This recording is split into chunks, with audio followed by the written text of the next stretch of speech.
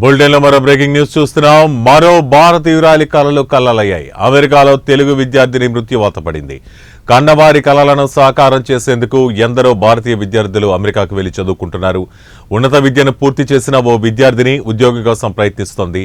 త్వరలోనే తమ కూతురు ప్రయోజకురాలు అవుతుందని తల్లిదండ్రులు ఎంతో సంతోషపడ్డారు. కానీ ఉద్యోగ కల సాకారమయ్యే వేళ అనారోగ్యంతో కన్నుమూసింది ఆ విద్యార్థిని.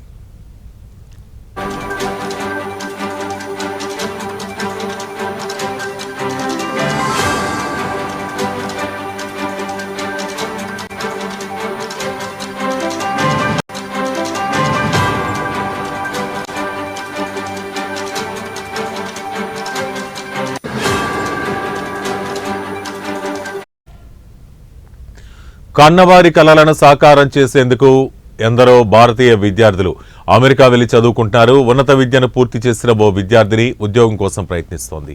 త్వరలోనే తమ కూతురు ప్రయోజకురాలవుతుందని తల్లిదండ్రులు సంతోషపడ్డారు. కానీ ఆ ఉద్యోగ కల సాకారమయ్యే వేళ అనారోగ్యంతో కన్నుమూసింది ఆ విద్యార్థిని. దీంతో కూతురి భవిష్యత్తుపై ఎన్నో ఆశలు పెట్టుకున్న తల్లిదండ్రులు తీవ్ర విషాదంలో మునిగిపోయారు.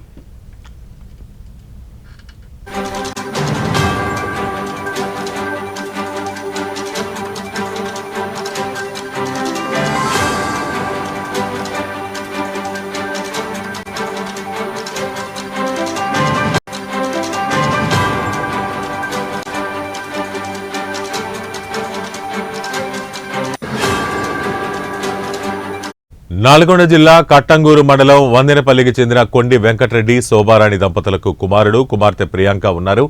ఉన్నంతలో తమ ఇద్దరు పిల్లలను కష్టపడి చదివించారు. చదువుల్లో తమ ఇద్దరు పిల్లలు ప్రతిభ కనబరుస్తుండటంతో ప్రయోజకులు అవుతారని తల్లిదండ్రులు ఎంతో సంతోషపడ్డారు. కూతురు ప్రియాంక ఢిల్లీలో అగ్రికల్చర్ బీఎస్సీ పూర్తి చేసి 2023 జనవరిలో అమెరికాలోని అలబామా యూనివర్సిటీలో ఎంఎస్సీలో చేరింది. పీజీ పూర్తి చేసిన ప్రియాంక పార్ట్ టైం వర్క్ చేస్తూ ఉద్యోగ ప్రయత్నాలు ఉంది. ప్రతిరోజు తల్లిదండ్రులతో మాట్లాడే ప్రియాంక 2 రోజులుగా ఫోన్ చేయలేదు. దీంతో ఈ నెల 4న తండ్రి వెంకటరెడ్డి ప్రియాంకకు ఫోన్ చేయగా దంత సంబంధిత అనారోగ్యంతో 3 రోజులుగా అస్వస్థతగా ఉందని తెలిపింది.